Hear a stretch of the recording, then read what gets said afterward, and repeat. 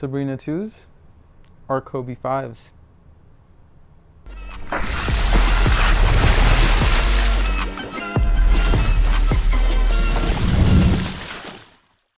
What's up guys, Vinny here with Sneaker Tweaker and welcome back to another video. Today we have the performance review on the Nike Sabrina 2. Now this is a great continuation from the one. The one was a great shoe, and I feel as though, even though some people think maybe the tech has been dumbed down a little bit compared to the first ones based on the foam that was used, I think this one honestly is a better shoe just because of the performance aspect and having fun with the shoe in particular. Now there are some things I think are downsides, however there are some things that I think are upsides for sure, and you know, that will be in the versus video. So before I actually get into the performance review though, I do want to mention that if you guys do love content like this and you do love our reviews, please support us by commenting, liking, hitting that subscribe button, and hit that notification bell so you don't miss the next video or the one after that. Your support and your engagement helps keep our channel alive and the reviews coming, so we would greatly appreciate your support in doing that. Also, if you guys do like my t-shirt, we do have it on sneakertweaker.com, so if you go ahead and click that link in our bio, you can shop this shirt or a different colorway, but I believe we have a black one, and we also have a few other sets of apparel as well, such as, you know, tank tops or hoodies as well. So, you know, support us. Back to the performance review. Now, the Sabrina 2 for traction features a herringbone traction pattern. Now it's a herringbone traction pattern more so from the midfoot forward to where your, you know, toe is, and then you do have this kind of wavy line just kind of going down the middle, and then from the midfoot to the heel, it's more of a bladed radial traction pattern. So it's a little different. However, the traction in itself, and this is a semi-translucent outsole, the traction did really well. It was able to bite through dust, and then, I mean, clean courts obviously performed really well, but dusty courts especially, it performed extremely well. It did collect a decent amount of dust, however, I didn't really notice it affecting the performance. So I'm going to say that's a non-issue, and more so just gotta, you know, wipe every now and then, more of a mental thing than it is an actual performance, I guess, detractor. So that's there. And then for those of you that like feedback and that like squeak, these squeak and these squeak really loud.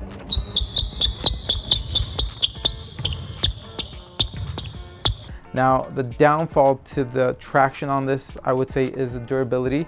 This isn't a shoe that I would take outdoors. As you can see, there's already a bunch of like fraying on my pair, and I've played in these about, I want to say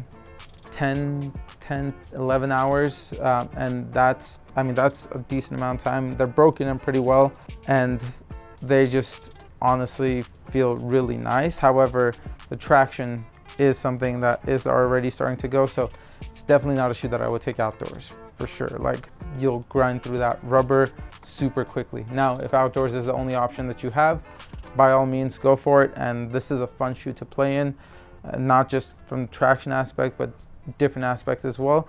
So, you know, don't let me tell you not to do it. I'm just letting you know if it's going to last or not, and it's definitely not going to last outdoors. As for the cushion, that's where it is a little bit of a departure from the Sabrina 1. The Sabrina 1 featured a React midsole with a 4-foot zoom unit.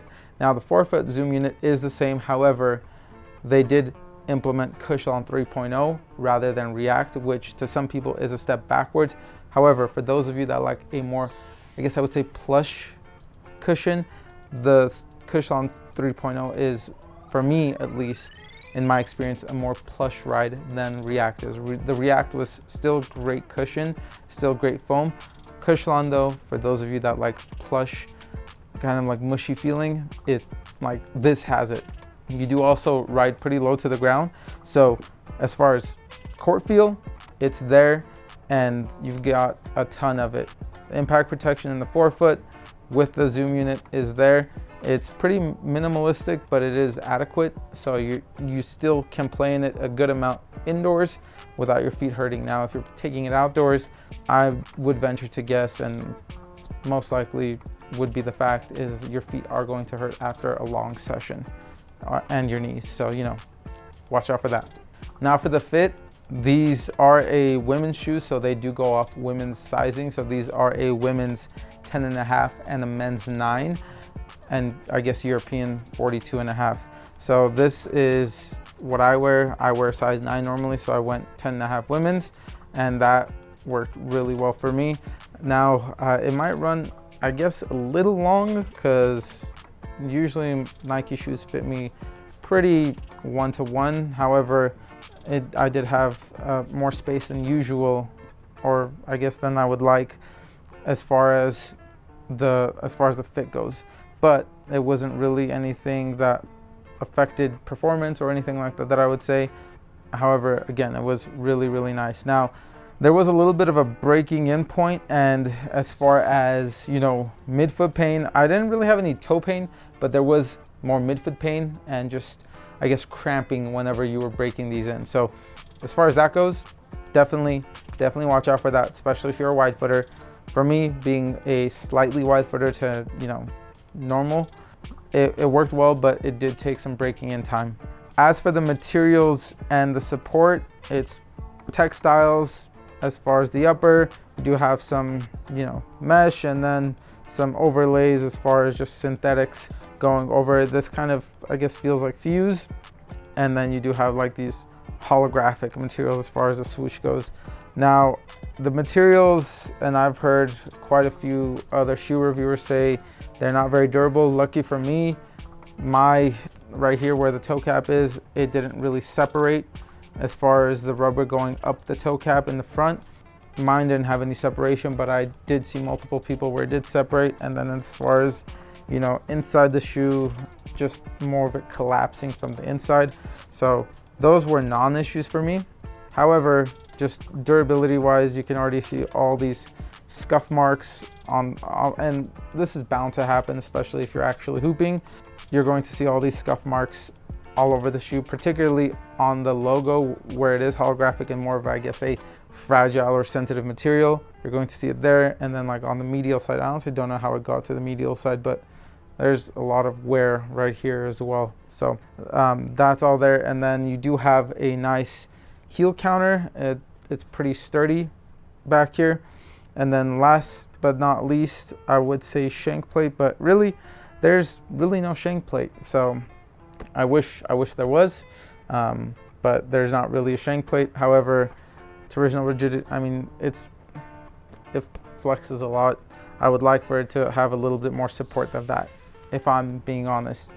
Laces, this was my gripe with the first ones as well. I feel like the laces could be a little longer. I don't know why Nike does that in a lot of their shoes, why their laces are too damn short.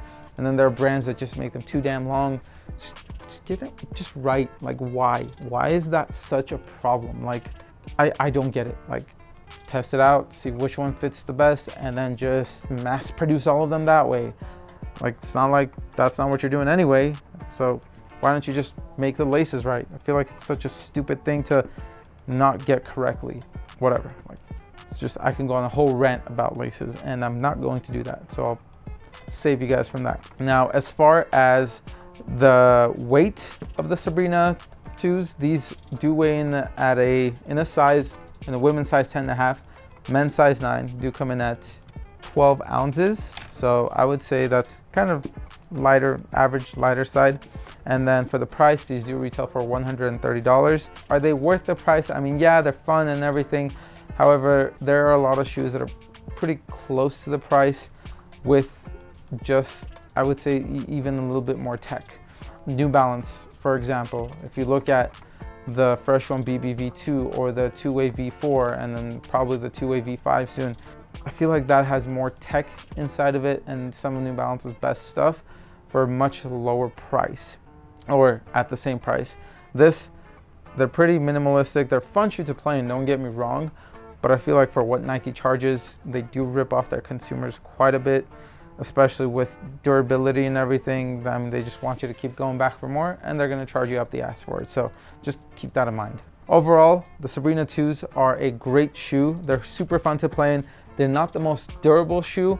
However, for the time that you have them, and particularly if you're playing indoors, they'll last you a decent amount of time.